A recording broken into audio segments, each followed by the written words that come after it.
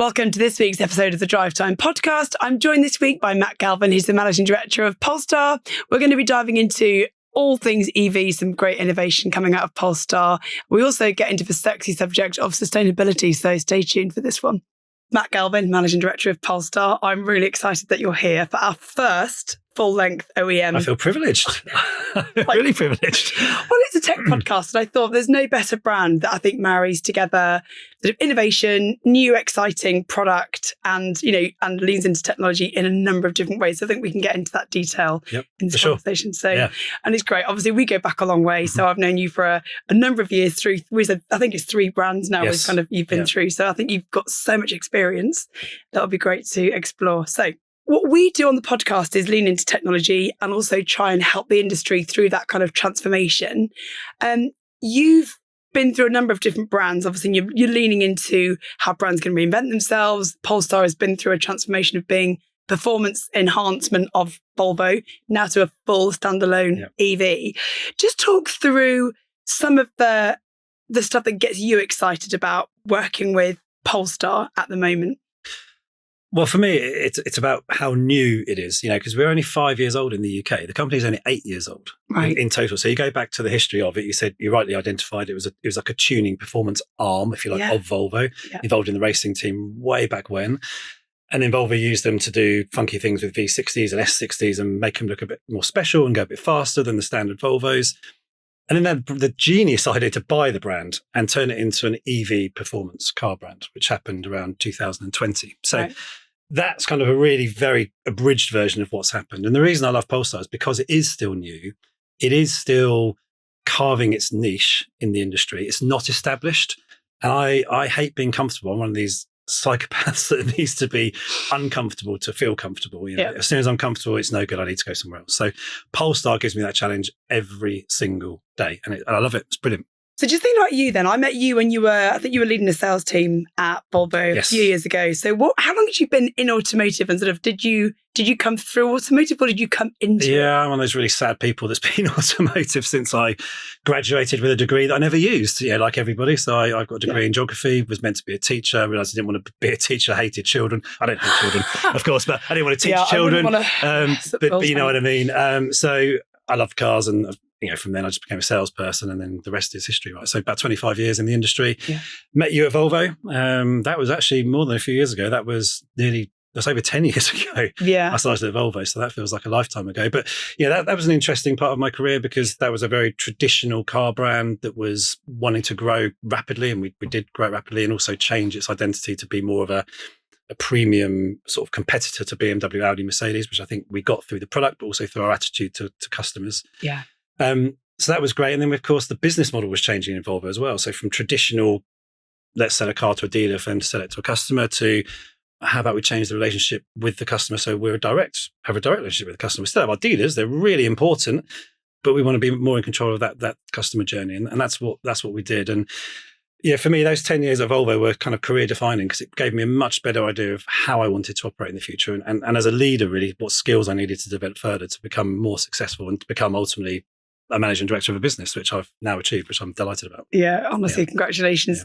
So you kind of had a bit of a stepping stone into Polestar. So you went first to NIO, which I think actually, again, they do some really innovative battery swap out tech. And it didn't obviously succeed in the way that they wanted to in the UK, but there was some real innovation there. So what tempted you away from Volvo? Was it just the new shiny tech, or was it just change of job? Or it's a really good question, because I thought I'd spend my life at Volvo, and there was a wave of Chinese new entrants coming, or purportedly coming, and this was back in 2022 when I made the move, and no one had actually come over at this point. And I thought, do you know what? There's a real opportunity over there to go and start something from scratch. I mean, NIO at the time didn't even have a bank account in the UK, let alone anything else. So I was employee number 1 to start what was hopefully going to be a really exciting business. And the technology was incredible. They're an electric car company. They major on battery swapping, which of course is great in China and is working in Europe. But for lots of different reasons, which I can't go into, they decided not to proceed with the UK launch. So having done a couple of years of building the foundations of a great business, that business was decided they weren't going to go ahead. And I moved into a more European capacity with NIO. But NIO, I think for me, really shone a light on technology, number 1, but number 2, the importance of the customer. I think in this industry, too often the customer is taken for granted, or too often the customer is seen as an inconvenience or an annoyance. The fact is the customer is your lifeblood. Yeah, without them, you're if you haven't got customers, you don't have a business. And the Chinese car brands that are here now, and NIO in particular, had a real focus on customer service. I mean, the first agenda item in any management or board meeting was customer service, not sales, not revenue, not turnover, not profit, customer satisfaction. And I think for me, that's something we're carrying into Polestar now, which we can talk about a bit more later on. The customer in this really tech-heavy industry now has to be better informed, helped more in the journey, and looked after as a really important asset, because that's what they are. What did you learn from NIO, or what things have you taken from that experience that really drove sort of customer satisfaction, or you thought, oh my God, that's definitely something worth keeping, and I put that in my backpack, I take it to my next job? Yeah, I mean, for sure. So community was a big part of it, so there's lots of now, customer groups, aren't there? Irrelevant what brand you drive, there's a customer Facebook group for it. Yeah. Community interaction, community engagement, read customer groups, I guess, is vital. So that's something that I definitely packed up and brought with me to Polestar. But actually, it is about EVs and the continuing evolvement of the technology. I mean, back 5-6 years ago, you couldn't charge your car in 20 minutes. There weren't enough charging points. The range wasn't very good, and they were just an annoyance. The world's changed, immeasurably since that point, and in real short space of time. And as someone who's a really avid sort of, I don't say petrol head, but I'm a massive car guy. Yeah, I wouldn't go back to an ICE engine for day-to-day stuff. I wouldn't do it, because I just think now we're in such a great place with charging infrastructure, with charging speeds, with understanding of the technology and having confidence that it's all going to work. Why would you not adopt this technology? And I'm sure we'll get onto governmental policy soon and all of those good things. But the time is now. Do you find in the UK, obviously your job is focused on the UK at the moment, you had a European role with NIO, but do you find that the government is collaborative? Is it supportive, helpful, useful? Yeah, I think they genuinely want to be helpful and collaborative. And actually the electric car grant is a good example of that, isn't it? And whilst people will bemoan the fact that it doesn't include enough cars and the price ceiling's too low. I mean, we can all argue I'd like it to be £100,000, but it's never going to be. No. This is a finite amount of money. I think anything that stimulates interest in electric cars and incentivizes the switch is a good thing. Yeah. Whether it benefits Polestar or not, because one of our really big missions is about sustainability, right? And the journey to zero tailpipe emission driving is something that we are hugely passionate about. So, taking more ICE engines off the road and putting more electric cars, hopefully Polestars, but not all the time, but hopefully Polestars on the road, has got to be a good thing. There is so much respiratory disease in towns and cities, because of the nitrous oxides through tailpipe emissions. Yeah. That is not going to change unless people get on board with electric cars. And that has to be everyone: government, customers, manufacturers, dealers, the lot. How do you kind of train dealers? What's the process? Obviously just drive everything, let them get involved. Yeah, I mean, like any car dealership, they have access to all the products, and they own demonstrators for customers to drive, which their sales teams can and should drive. And it drives me crazy when someone turns up to a training event in something other than a Polestar. I mean, why would you do that? Really? I mean, as I'm an ex-salesperson, or still a salesperson at heart, I had to be really invested in the product I was selling. I couldn't go and sell photocopies or toasters. I don't care about them. Couldn't care less. Cars, I am hugely passionate about cars, and if I'm working for Polestar or Volvo or whoever it happens to be, I'm invested in that brand because I'm thoroughly, love the product, and I drive the product, and I live with it every single day. So people have just got to get into these cars and drive them, because irrespective of brand, technology now means that no car company really makes a bad car. I'll get shot for saying that because I work for Polestar. No, but you're right, though. I think there isn't such a thing as a bad car. But choice now is driving people's consideration, I think, towards electric cars, and the fact that price parity is getting closer. It's not there yet, but it's getting closer. Yeah. And how do you differentiate them? Because there is, like you say, no such thing as a bad car these days. How do you differentiate? What's the kind of point of difference that you can leverage with the product that you're... It's dead easy for Polestar, right? It's, as far as I'm concerned, we're design driven. So the design of our cars is quite unique. They look different. They're not just, dare I say it, a jelly mold of another car. They've got their own identity. The design is outstanding. Sustainability is a big USP of us. I've talked about it already, but the materials we use in our cars, the journey to net zero, the energy we use in our factories, the fuel we put in the tankers that drive the things across on the sea. There's so much going on in that space to try and really bring our carbon footprint down for our production cycle. And actually, Polestar 4 has now just achieved the lowest CO2 footprint of any car I've ever produced, of less than 20 tons of CO2 per car, which is very, very low. Yeah. So that's the second point. And the third pillar is performance. When people think of EVs, they all know they go fast, right? Because all EVs are quick in a straight line and acceleration. That's not a new thing. But performance is a bit deeper than that for us. It's about how the car feels on the road. It's about how the car rides over bumps, about how the car goes around a corner. It's not just about 0 to 60 in 4 seconds, because most electric cars can do that. So, design, sustainability, and performance are the three differentiating factors that make Polestar different to any other car brand. For you personally, Matt, is there like a mission or culture that Polestar has that resonates with you, or is that down to you to create that? Because if you're part of a huge family of brands, how do you differentiate the culture within Polestar from Volvo or the other brands that are in that? Yeah, well, Polestar's still the newest. I guess it's like the baby of the family, if you like. So I quite like that challenge of taking something that's still new and fresh and growing it into something that's mature and stable. And that's where we're trying to go.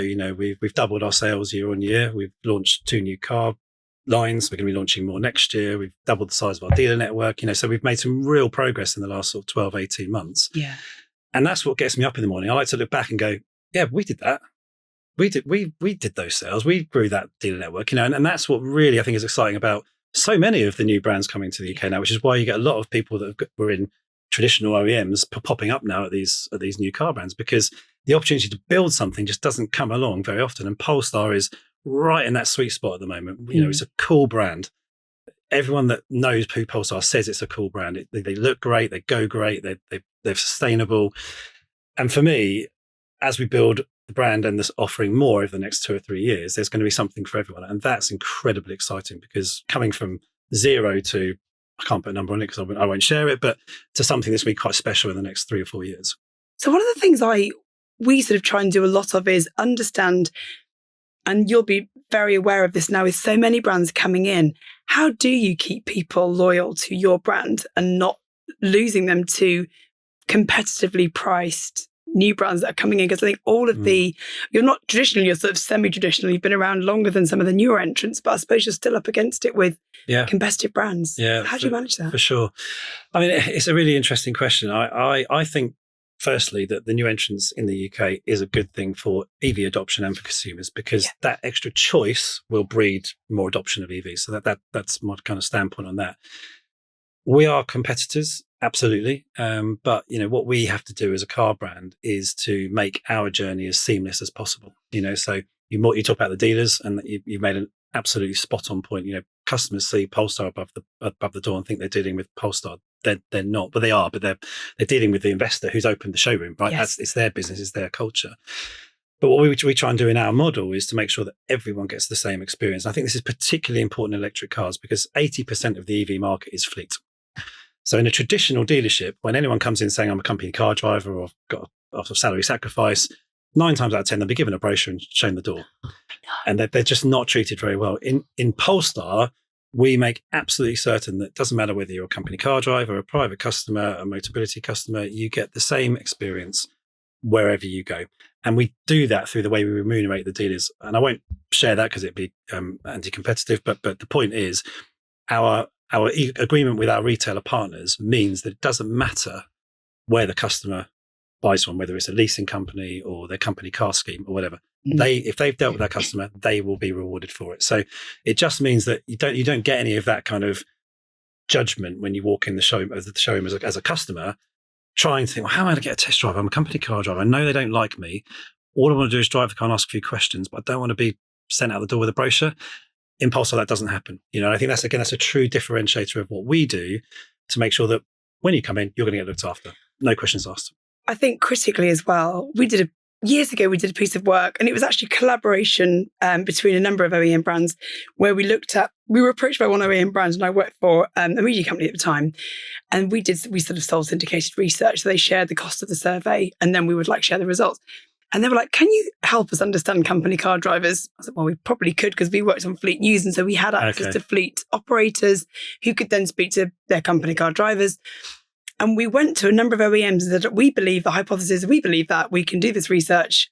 Do you want to get involved? We'll share the results with you. And then it was an open book. We're like, this is how much it's going to cost to conduct it, blah, blah, blah. We just did it and delivered it out.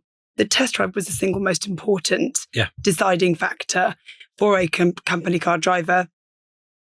And on the back of that, a number of OEMs introduced like the 3-day test drive. Yeah. With an EV, you're asking people to change a whole experience and learn behaviour. You can't do it in a 1 hour accompanied test drive because you need to learn about charging, how to live with it, how to have a different conversation. Yeah. And from a tech perspective, obviously we provide the dealer management system that could literally code company car driver equals A, fleet driver or whatever, salary driver equals B. You can code all of that stuff in the back end of a system that automates the way that you remunerate or the way that you reward your dealers. That should all be automated. It's tech that you can code. And there's no reason why you can't do it even when you make an inquiry, that you just make sure that if you're a fleet driver, you always give them a better experience because, why wouldn't you? Well, and with EVs, you have to, right? Because salary sacrifice is what's driving quite a lot of the fleet business today. Of course. And salary sacrifice was a retail customer who happens to be accessing their car through a salary sacrifice funding. So you're paying for it slightly differently, but you're still paying for it. So they're presenting as a retail customer, and that's how they should be treated. But there shouldn't be any difference. And we've gone through this in so many sort of different guises with our investors, and we're there to make them understand that we don't need to differentiate between how a car is funded. The driver is the important thing, and educating that driver and showing them all the great benefits of an electric car and a Polestar, more importantly, is what their job is. So there's two big things, obviously, battery breakthrough technology, range efficiency, and thermal management, which was a phrase I learned today. I was like, what does thermal management mean? And I was like, basically, whether it's hot or cold, whether you can go further or not as far. So I was like, tell me, AI assistant, how do I do this? So just talk about the battery tech, Matt, and what we're seeing is sort of in that space.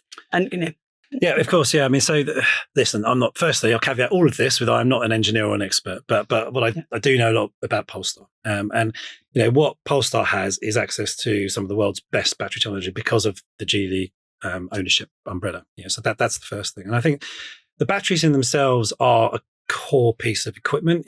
Thermal management you mentioned is something that Polestar works on very, very hard, because when you get extremes of climate, that affects how the performance of the battery is, and therefore how far the car goes. And lots of people talk about winter range, right? Winter range in an EV is so much worse than it is in the summer. Yeah. In some cars, that's true, but in Polestar, there is a little bit of a change because you can't mitigate all of the cold weather, but there is a little bit of change. But in real world tests, time and time again, it's group tests. So that technology where you're managing the temperature of not just the battery itself, but the external features and factors on that battery are what makes your range consistent. And I think we talk about EV adoption and range anxiety. If you've got inconsistency of range because it's raining or it's hot or it's cold, of course you're going to be blown away. Mine's going to be blown. How can I trust this car if I don't know how far it's going to go? Yeah. So it's really important to make sure that thermal management, that battery technology gives a consistent range performance, whatever it happens to be, whether it's 200 miles, 250 miles, it should be within 10% of that in any season. Yeah. And that's really where Polestar looks to try and achieve its range. So thinking about software-defined vehicles, what is it that because you get very excited about the tech in the vehicle, and we've got like safety features, everything else. Tell me, when we talk about software-defined vehicles, what does that mean to the audience when we talk about that? Because I've read sort of articles and various things. Yeah. So it's not just self-driving cars, is it? It's like everything in the vehicle or software-defined. Explain. Yeah, it's this is technology I think that people do undervalue, actually, because the PR publicity will say, well, your car will never be out of date because the over-the-air updates will keep up to date, which is true. That's what software-defined vehicles do. So as more technology becomes available, that can be beamed to your car through a airwave software, downloaded into your car, and then all of a sudden it's got a new feature. Yeah, which might be a safety feature. It could be I don't know, for example, we had some customer feedback that our seats didn't get hot enough on seat heating, right? So through an over-the-air update, we turned the temperature up by 2 degrees on the seat to make sure that customers felt the seat was warm enough. So it's a good example of where customer meets OEM meets software-defined vehicle, and a tangible result of that feedback, meaning that something was changed in the car. Yeah. And you didn't have to re-engineer anything. It's just a bit of code. You send it to the car. Everybody benefits from it. And boom, the problem's fixed. And I think that's where older cars fall way behind, because they can't update themselves when you're asleep. And then you wake up and suddenly there's a new bit of functionality that makes your life better. And it's free. Yeah. So you just get told to upgrade it or to update it. I do. I kind of pull onto my driveway and I kind of it just asks me to do the software update. And I kind of go, yep. Yeah, well, exactly. I have no idea what I'm getting half the time to do. So I'm like, yep, okay, fine. Well, I mean, a good example is where we launched Polestar 3 recently. It's Europe's first software-defined car, actually, which is another first for Polestar. So that's brilliant.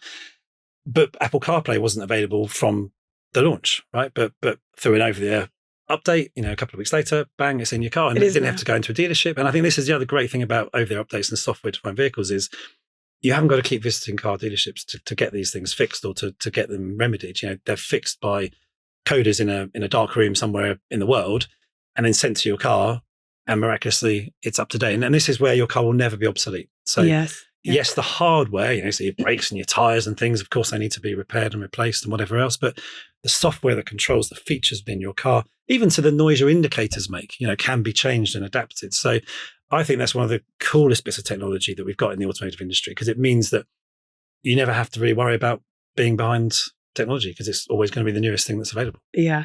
So Matt, we've covered a few really cool features. What else can we expect from Polestar? Yeah, I mean, we've talked about this publicly, so I'll talk about this. So vehicle to load, which is part of software-defined vehicles, means that you can use your car as a power source for your house. Yeah. Now that is, again, a bit of a game changer. You talked about having an overnight tariff for your charger. Yeah. It means that your electricity will always be cheaper because you'll use your overnight tariff to charge your car. And then during the day, when the electricity is more expensive, your car will keep your house powered. Yes. Provided it's on the drive and plugged in, of course. Yeah. So I think that, there's a vehicle to load has been available through other brands for a little while. You've seen stunts where they've been powering a tent or a campsite or whatever, and that's all cool. But I think the real game changer and the benefit to customers is, oh, wow, so my car is not just a car, it's a power source, and a cheap one at that, in terms of being able to provide power to your house. So that's coming very, very soon for Polestar 3. In fact, it'll come next year. So that's going to be a really exciting development for Polestar 3 customers. And of course, that'll get rolled out in the future to other car lines. So, another tangible example of where technology meets customer, meets software over the air, meets convenience. So Matt, where are Polestar now in the evolution of the powertrain? So, I mean, that's really to do with the architecture of the car. So, what Polestar are focused on right now is reducing charging speeds. So we'll be, again, as part of a new rollout for technology for Polestar, starting with Polestar 3, will be 800 volt architecture, which means you can charge from 10 to 80% in around 15 minutes. Yeah. So again, that brings it into real world use, doesn't it? Because 15 minutes is enough time for you to do the whole cliched, go to the toilet, get a coffee, come back to your car, on the motorway. Answer some emails, do whatever. Yeah, I mean, let's be honest. Today it's more like 30 or 40 minutes, if we're being really honest. That's how long it takes to top up at a motorway service station. And it doesn't take 30 or 40 minutes really to go and get a coffee and use the toilet. So I think the new evolution around the architecture behind the charging of the car, and of course the battery that can facilitate that charging speed, will be, again, another evolution in electric car ownership and driving ability, because it just makes it the same as topping up your fuel tank. Now I hear friends saying, I've got to wait 2 or 3 minutes to go onto a petrol pump because there's a queue at the petrol station, or because the person in front's gone into their weekly shop in the Spa, because the petrol station is not just a petrol station anymore. Why? Is it? It's a shop. Park. Yeah, so they want to buy some milk and some pots and whatever. So it doesn't take 2 minutes to fill up anymore. It is a 10 or 15 minute stop. So I think as soon as EVs get to that stage, and it's now, let's be honest, again, they become a real viable option or alternative to a petrol or diesel car. Yeah. One of the things that came out loud and clear at the EV Summit this year was about the collaboration, destination charging. When you go to the Move event, there is some really innovative, kind of like the Turbo Charge. You've got loads of things depending on where you live.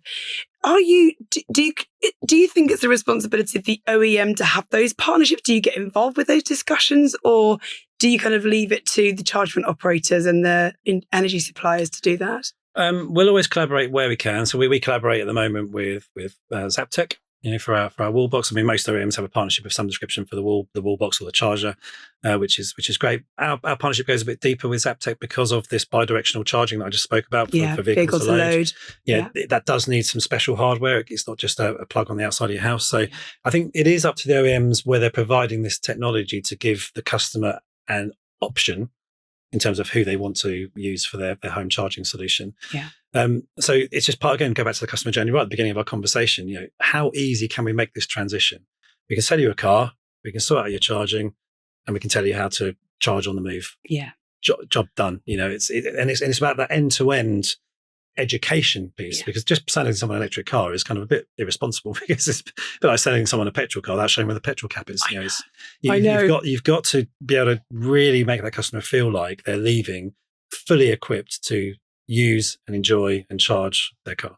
There is still, I think, among certain sort of demographics, a bit of a belief that there still isn't enough, or they do still have the anxiety around some of those things. There's a lot of driveways that don't have chargers on them. There's still so many driveways that don't have chargers on them.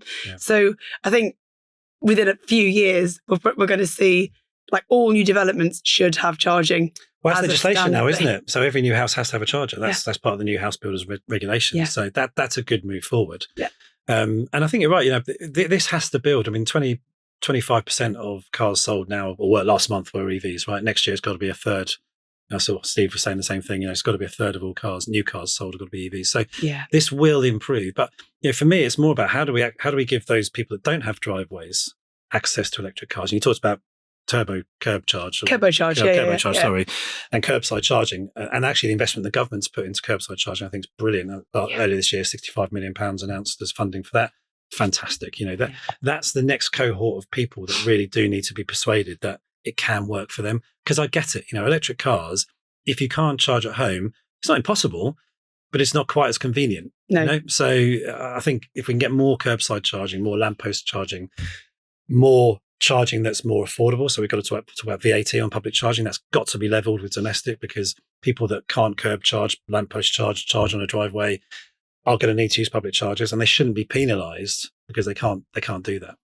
We've talked a little bit about, I suppose, infrastructure. Do you help consumers navigate it, or do you ask the retailers to do that? How do you kind of educate consumers to kind of understand more about infrastructure and charging? Yeah, we talked about Google built in, and so that does it all for you. Right. Just literally, you haven't got to think about it. It will tell you need to charge here for 12 minutes. And you can sit in the car and it says, 11 minutes, 10 minutes, right, you're good to go. Off you go. And then it does it all for you. It's so clever, honestly.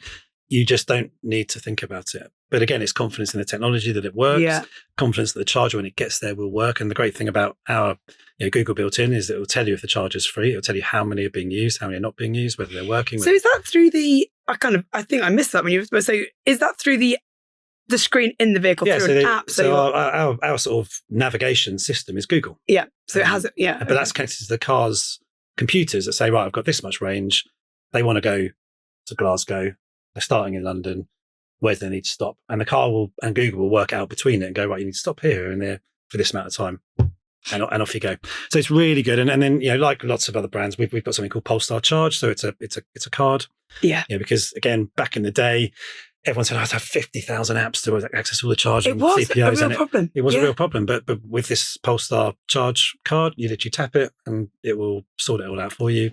Build your credit card, off you go. So you just map your own, like you would Apple Pay, your own credit payment. So your credit card goes into the back where you have an account, right? And Polestar Charge will just debit your card, and you haven't got to think about it. Nice. And in some cases, we've got certain types with certain CPOs, which says if you subscribe to Polestar Charge, which is $11.99 a month, you get 30% discount. And actually, that 30% discount makes quite a big difference. And I've been doing a lot of driving recently, and you're talking about £20, £25 a charge coming off your bill. So it's actually, in one charge, you've got your £11.99 back. So it's we try and make that friction less and less for customers. Yeah. Okay, that is really cool. I think a lot of OEMs I think it's one of those things that consumers, until you know about it, until you've experienced it, it's almost like you need to, how do we kind of... You've got to live it. Get that message out a bit more. Yeah. So just thinking about that integration, do you need to have integrations with third-party charging operators, or is the Polestar Charge Card enough? Polestar Charge Card's enough because it's basically plug surfing sits behind it. and they've got relationships with thousands of CPOs, right? So there isn't really many that it doesn't cover. To be honest, I've not been to one where I can't just tap it and disappear. So, and actually we've got plug and charge as well. So on some of them, you can just plug your car in, you haven't got to tap anything, and it will charge and it will bill your credit card. So it really does make that transition super easy. Yeah. But you've got to trust it and you've got to use it. We talk a lot about retention in our kind of with other OEMs, and how do you try and keep people in the brand? How loyal are Polestar customers? And you'll never go back to a nice vehicle. Are people dipping in and out of brands, or do they tend to, once they're in the vehicle, they're kind of, that's it, they're hooked? Yeah, we're only just finding this out actually, Jacqui, because we're 5 years old, right? So we're getting the first cycle of those 3 and 4 year contracts starting to come up now. So obviously it was a relatively slow. It wasn't a slow start at all. We sold nearly 50,000 cars in 5 years, so it's been quite fast. But at the beginning, of course, we weren't selling tens of thousands of cars every month. Those first early adopters of Polestar now are just coming to the end of their first ownership cycle. So we're just starting to see those people and start to retain them in the brand. And frankly speaking, in most cases, they've had a really good experience with their Polestar 2, because that's what we were selling at the beginning. And of course, we've got 2 other car lines now to offer them. So they're really excited about trying the new product and coming into it. So retention for us isn't easy. Loyalty amongst EV drivers, as we know, is really low in the UK. It doesn't matter which brand you are. So you've got to fight really hard to keep those customers in your brand. But having new cars is half the battle. Helps. I think some of the things that are, I suppose, challenging for particularly OEMs where you've got more of an ICE choice than an EV choice. Actually, if you're if EV is where you want to be, you're going to be shopping in that kind of space. Yeah, it's kind of good to have. And I think loyalty is even more challenging when 80% of your business is through leasing companies, because you don't own that relationship. The leasing company owns that relationship. So, that's where the customer service element comes in. I talked about it right at the beginning, and something we're majoring on hugely in Polestar. Rather than just talking about our internal CSAT scores, everyone's got internal KPIs around customer service, right? And they're important. I wanted to showcase externally what we're doing. So, we don't always get it right. So I'm going to make that statement now. I know that we have had our moments in terms of new product reliability and quality, and I can't and won't say we haven't. But what we have tried to do is manage those situations where they've happened to the best of our ability and make sure the outcome for the customer has been the best it can be. And that's resulted in us becoming the second best car brand in the UK on Trustpilot this year. So Rolls-Royce are number 1. They've had 17 surveys, and that's fine. We're number 2. And actually, for an EV car brand, that's something I'm really proud of. We weren't there at the beginning of this year. No, we weren't. And we had our challenges with some new products that we launched, and I'm sure people listening to this will have experienced some of those. So sorry, firstly. But we've worked really hard to try and make sure that we've remedied those situations. And we don't always get it right. We're not perfect. No one is, but we've worked really hard. And that's because I want loyalty. I want people to refer us as a brand that if something does go wrong, because let's face it, it does. These are machines. They're not infallible. That they can rely on Polestar to look after them. And that's where we're really investing a lot of effort and a lot of time at the moment. I think it's like the external factor. People that drive a company car also have mates in the pub. And if you've had a bad experience, you talk about it.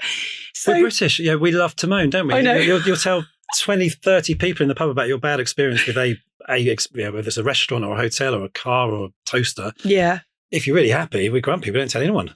But the customer reviews are really, the Trustpilot thing, customer reviews. I remember when we were talking about, we did a whole kind of psychological deep dive into why are those moments important, why are reviews important? And actually it's because humans are tribal. So we are a tribal, we want to know what that person's thinking, and we do want to kind of fit in, and we do have those conversations. So I think the reviews are really important, and trying to make sure that you get those reviews without telling people to only give you a score of an 8 or a 9 or a 10. Yeah, but organically get those reviews. So we're 3. That's our score on Trustpilot right now, which isn't a 5, and it's not even green, right? But it's one of the best in automotive. And automotive is notoriously bad for customer service. So that's why I wanted to make this point. And actually I was inspired by Octopus, because Octopus, have many years running won customer satisfaction awards through their reviews. And I want bad reviews as well as I want good, because if you don't ever get any bad reviews, you can't ever make any improvements to anything. And also, it doesn't seem real.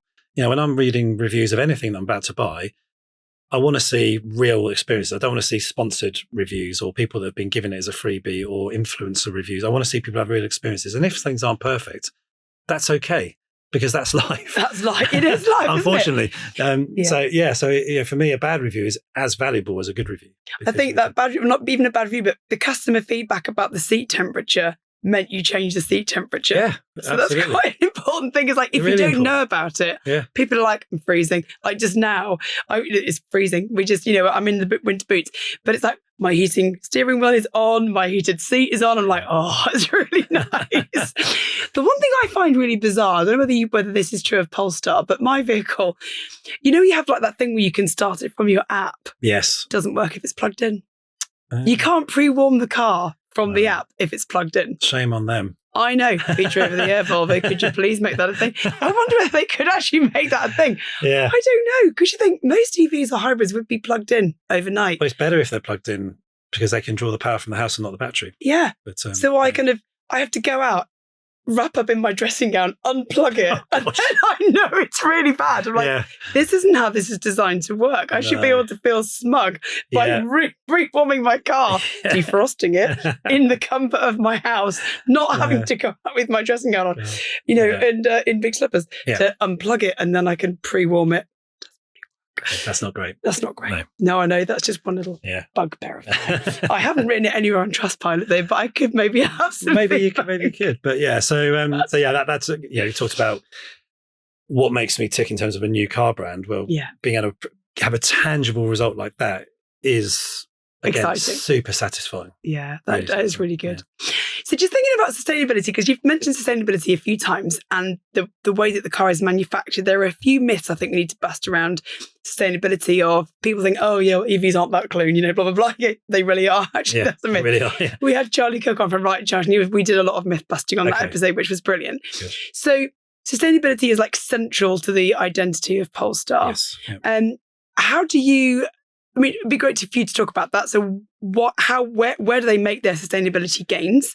And then how do you balance that sort of design ambition with environmental impact? So I suppose a couple of things there. Good question. So we start at the beginning, right? The manufacturing footprint. And all of our factories are on renewable energy of some description. And, I think that's technology that I'm quite excited about for the future because I'm not a techie geek actually, but I do recognize that the demands on power grids globally are going to increase year over year, particularly with AI, right? So forget electric cars, AI is the next big power drain on electric power, on a power grid. So, renewable energy, clean energy has got to be something we focus on. So our manufacturing is all done with renewable energy, clean energy. 25% of the fuel that's used in the boats that bring our cars across the water is biodiesel, so that's just to try and offset some of that carbon. And, it's really difficult to be completely carbon neutral in a car manufacturing process because just the forces of nature or forces of electricity and heat to try and build these things is always going to generate some carbon. Yeah. But it has to be an ambition to try and get there. So the materials we use for the interiors of our car, heavily recycled, whether it's plastics, floor mats. We have the most sustainable leather from Bridge of Weir. So our friends up in Glasgow. So that's the only tannery in the UK, Bridge of Weir leather. Shout out to them if they're listening. They have their own water sources through a lock on their lands. They produce all their own electricity. They even recycle the water that's used in the tanning process of the leathers. So our leather is like super, super sustainable. So every sort of aspect of the car that we have and we try and build, we try and build sustainability into it. And we don't shout about it, actually, because if you want to find out about it, you'll see it on the website. And actually, it's not really a very cool dinner party conversational topic, is it? Did you know? Did you know my leather's really... It was made with recycled water. Yeah, I didn't know. No, but and obviously all of the hides are from the food chain. It's waste. It's not. We're not killing cows to put leather in cars. It's our byproduct of the food chain. So we don't shout about it, which I think is one of the really cool things about Polestar. We're quite understated, but we make it known that sustainability is really important to Polestar, and we live it and we breathe it and we walk it. We don't just talk it.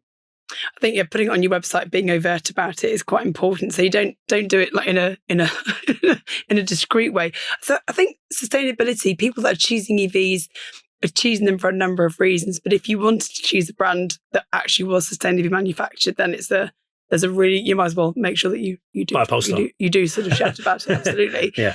So are they, and thinking about life cycle management as well. So obviously sustainability in terms of manufacture, but then in terms of end of life, there's a couple of things that came up that you may or may not be able to speak to, but it's the life cycle management is one area, but also maintenance and repair. There are some insurance companies really struggle to kind of know how to deal with things if they've had an impact. How can you educate insurance companies more about that? So it's like, oh, well, the battery might be damaged, therefore we're going to write it off. Yeah, so there's some challenging things that are kind of almost out of our control. Yeah, it's a really good question. I mean, certainly through the car's life cycle, excluding accident damage, if a cell's bad in a battery, you'd have to throw the whole battery away. You can repair the cell, Right. So we spend a lot of time training our technicians, and we're blessed because we're part of the GD family and very closely linked to Volvo. So Polestars are serviced and repaired by our fantastic UK Volvo retailer network, which is great, who have technicians that are trained, high voltage trained, to repair battery cells, not just pull your battery out, chuck it away and put a new one in. Yeah. And I think that's, again, talking about sustainability. How do we make EVs a proposition for the long term? Because if you're constantly throwing batteries away, that's not going to work. No. And crash cars, that's something that we do need to work more closely with the insurance industry on, because just because a car's had a low speed front impact doesn't mean the battery is going to be dead or bad or even dangerous. No. So there is work to do that in that space, I think, for all car brands, and there just needs to be a standard that's agreed that says, if this happens, then the battery's fine. If that happens, then the battery's not fine. Or test it, make sure that there's a way of having... I was going to say the next thing is test it, right? So we're big on battery state of health. So for our pre-owned cars, we provide all of those with a battery state of health certificate, so whether the battery's good or bad. We can do the same for a crash battery. It'll tell you whether it's good or bad. Yeah. I think there was some really cool companies doing that at Move this year. So I just walked around and said, what do you do? Tell me about this and how do you do it? And there is some amazing data from the vehicle that we don't even use in the way, in fact, used car vehicles, if you can, another conversation was, I don't know whether I've bought a car from you, whether you've completely thrashed it for the entirety of its life. Yeah. There was a standing joke with press cars that, never buy a press car, or a company car, never had the oil changed. Right. So I think we don't know. We kind of seem to be getting a little bit over ourselves with the health of a battery or and that, I think that probably comes from other devices like phones that they don't charge as well and blah, blah, blah. Yeah. So I think there's education in the way that the battery in the vehicle is manufactured differently, and it can be, tested in certain ways. Or if it comes with, if it's had an EV health check, or if it's got some, here you go, we've tested it, it's all good. Yeah. You can't do that with an engine. No, no, you can't. There are some brands that have really bad PR on their engines. It's a really good point. It's a really good point. And you're right. People have been sort of damaged by their experience with iPhones primarily. I don't want to sort of call anyone out in particular, but we all know the story, don't we? Do you have an Android? No, I've got an iPhone. So have I. I was going to say. No. But we all remember, don't we, when they first came out, almost at 2 years and 1 day, the battery would just suddenly be useless. Dead. It's built-in obsolescence almost, wasn't it? So I understand why people are nervous. And now when you're buying a phone off eBay, people take a picture of their state of health of their battery on their phone, which is great because you know whether it works or not. So it's the same with the car. It has to be the same with the car. Yeah. I think people need to take some comfort from the fact that the warranties are really long. They're 8 years, 100,000 miles. And people go, well, what happens after that? Well, what happens 8 years is massive. Well, 100,000 miles is quite a long time. Most car brands that have ICE engines don't put 100,000 miles or 8 years on their engines, to your point. So I think batteries, again, we're now at a point where some EVs are quite old. And the battery state of health still says in some cases, I saw actually, I won't mention the brand, but it was a taxi driver had done 300,000 miles in their EV. They were scrapping it because the rest of the car had just given up. The battery still had 82% state of health. So the battery was still fine. So I think this is take it out, pop it in another one. Put it well, exactly. Yeah. So I do really think that over time, all of these myths, you talk about myth busting, they will just be blown apart because lived experience trumps myth. Yeah. Frankly. Yeah, that I suppose the narrative that you get on either social media or the kind of the fear mongering of the naysayers. I think we need to get over the fear mongering of naysayers. Yeah. Fear mongering is a double negative, but yeah. It's like, oh, you naysayer.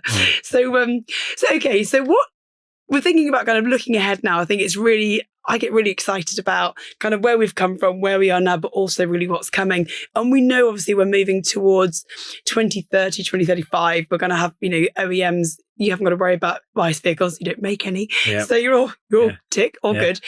And there's some really good work being done by the SMMT around, how the industry is moving towards that and how they kind of make sure that we're ready for it. What excites you most about the next 3 years and the kind of EV evolution? I mean, for me, it's not necessarily government policy or the ZEV mandate or any of those things. Yeah, because it's quite dull, dry subject. It's quite dull. It's a dry subject. And if we're honest, we're a long way from achieving them. So, I mean, that's a completely different podcast. So I'm not going to get too caught up on I'll let someone else do that. Let someone else do that. But for me, it's about the technology, the evolution of technology. And it's about the car being more than just a car. I talked about vehicle to load. And it's just one example where the car serves more than one purpose. And in the fullness of time, robo-taxis, they will just become the norm.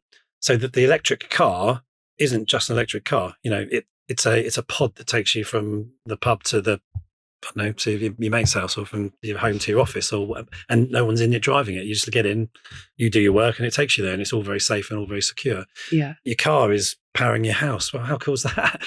Or eventually you can sell the power from your car back to the grid when it's expensive, and you make money out of that. So there's all of these things coming, I think, that are just make the electric car more than just an electric car. And I think that's where people will start to see the benefits and go, maybe it's not about range anxiety or charging anxiety. Maybe it's the fact that it does all these other things that means it's great for my life. And that, for me, is where we'll see the tipping point. Because electric cars are already great. I am going to say that, not just because I work for Polestar, but because I drive one every day. And as a self-confessed car nut, I never thought I'd say it, but I love electric cars. They're brilliant. So as a car, as a mode of transport, they're awesome. Tick. Job done. Well done, engineers. Now, how do we build value into other areas of people's life? Yeah. Because that's where it becomes almost irrefutable that you've got to move. And you would never have seen that in an ICE vehicle. No. You would never have had this sort of cross-industry, or be like outside of our industry into other industries. We're kind of seeing real innovation. Well, the equivalent is reverse engineering, isn't it? So your car's your generator. So you need your car running outside all day to power your house. Well, you're not, are you? Because A, it's not very environmentally friendly, and B, it's going to cost you a fortune in fuel. So, I think there's lots and lots of ways where technology plays into the narrative that says EVs are a credible alternative. Just give it a go. Yeah. Yeah. Really, really good. And what do you think, in terms of, I suppose, next chapter for Polestar, anything that would surprise customers? I think from this podcast, I think there's a lot that would surprise customers that we don't even know we don't know yet. So is there anything else that you think would surprise customers? Oh, trade secrets. There's nothing I can really say on this, I'm afraid. Okay, that's all right. Just watch this space. Polestar is a super exciting brand. And I'll say again, it is cool. It is a cool car brand. We've just partnered with Gran Turismo 7, so Polestar 5, which is being launched next year, which is the really sporty, very sexy looking electric car, is going to be on Gran Turismo 7. I've not seen an electric car on Gran Turismo before. And that's, again, a really exciting innovation for Polestar that goes, electric cars aren't just for middle-aged people that can afford them. Actually, children are going to enjoy playing with this car on a game. Yeah. That's My really kids cool. will, because I've got 3 boys who game. Yeah. So I think they have really cool. That's a really cool collaboration for me that says, we are a car brand, but actually we're a bit more than that. Yeah. We are a bit more than just a car brand. So in terms of technology, I suppose, is there anything we haven't covered in the Polestar that you think I really need to talk about this? Yeah, I mean, there's been a lot of talk about Polestar 4 and the fact it doesn't have a rear window. So I talked about design-led sustainable performance. Those are the sort of three pillars, right? Design-led, we decided we didn't need a rear window anymore because the car looks way cooler without it, right? So how do we overcome that? Well, we have a camera which projects the rear view image out the back of the car onto what was your rear view mirror. And people go, oh, God, well, that doesn't work because how can you look at a picture when you're moving? Well, it does. It's a camera. But it's a really good camera. And actually at nighttime, in the rain, the picture is way clearer than you'd see out your back rear view mirror on a traditional car. So a good example of where technology meets design, meets innovation. We've not just done it because it's a fad and we think it's cool. We've done it because actually it leans into one of Polestar's key pillars, which is design. And to get that fantastic design, that awesome looking car, we're going to use some technology to overcome the bit that says, well, I can't see out the back. Yeah. But by the way, van drivers haven't been able to see out the back for hundreds of years. No. So the windows went out of fashion ages ago. So I think that's just one other example of where Polestar's a bit different. Because they just break the mold. And that's the first production car without a rear window. Yeah. And I think that's innovative. That's when you said, what was the phrase that you said? Like, we can't because, or we can if we can't. Yeah, we can if. Because, yeah. So you can't see out the window, but we can if we put a camera there. Yeah. So actually, Exactly. yeah, we can. And it's amazing because we thought customers would really struggle with it, and it's our best-selling car. Polestar 4 this year has been our best-selling car. So yeah, I mean, it looks like a spaceship on wheels, which helps. So yeah. Wow. So you also mentioned, so what's the dream with the network? Obviously you've got you're partnering with Evolvo Network anyway, so customers can kind of get servicing. What's the dream? What's the scale? Kind of what are you excited about? Yeah, so we've grown from 8 last year to around 15 this year, roughly speaking. That's big enough for now with the volume that we've got. I don't want a showroom on every street corner. That's not our strategy. No. I know that is a strategy of some other brands, and that's fine. That's kind of their business. But we're a special brand, I think. I call it with our investors, it's an exclusive club. And you've got to be invited to be part of this exclusive club. So we will grow our network in line with our volume aspiration, and that network will continue to grow for the next few years. But I don't want 100 dealers in the next year, for example. No. I'm not going to sell 100,000 cars in the next year. That's not what Polestar's about. No. Polestar is about providing really premium, exclusive, design-led, performance-driven, sustainable electric cars that people get excited about. Yeah, and that's not necessarily in a mass production form. Yes, our volume will grow, and we want to, and we will grow, and we've done that this year, and we've demonstrated we can do that. And it's demand led. We customers want our product, which is a brilliant position to be in. Yeah. So the network will continue to grow. It will grow at a controlled rate though, and with very selected partners. And what in terms of next product that's announced that's coming, I know there's some stuff that you can't talk about yet, but what can we expect in terms of new vehicle launches in 26?